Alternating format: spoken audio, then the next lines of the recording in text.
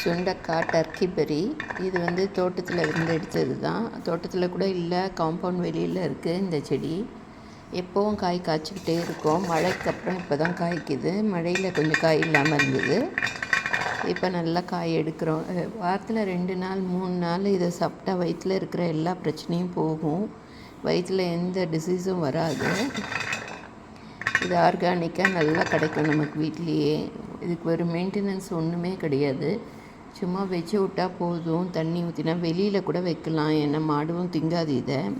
இது வெளியில் தான் இருக்குது எங்கள் வீட்டில். இது ரொம்ப நல்லது. இதில் வந்து வத்தக்குழம்பு பண்ணிக்கலாம், காய வச்சு மோரில் போட்டு காய வச்சு வத்தக்குழம்பு பண்ணிக்கலாம். அப்படி இல்லைன்னா காரக்குழம்பு ரெடிமேடாக உடனே பண்ணிக்கலாம். இல்லைன்னா தொகையல் அரைக்கலாம். தொகையல் ரொம்ப நல்லாயிருக்கும், அதுவும் சாப்பிட்டுக்கலாம். பசங்க கசப்புக்கு சாப்பிடாதுன்னு தொகையில் அரைக்கும் போது அது தெரியாது.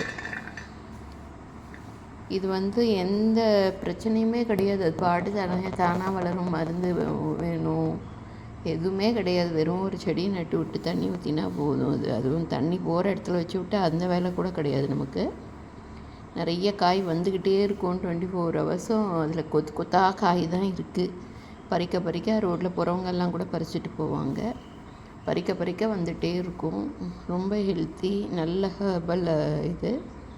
சாப்பிட்டுட்டு இருக்கலாம். வாரத்தில் 2 நாள் 3 நாள் சாப்பிட்டா எந்த நோயும் வராதுன்னு சொல்கிறாங்க.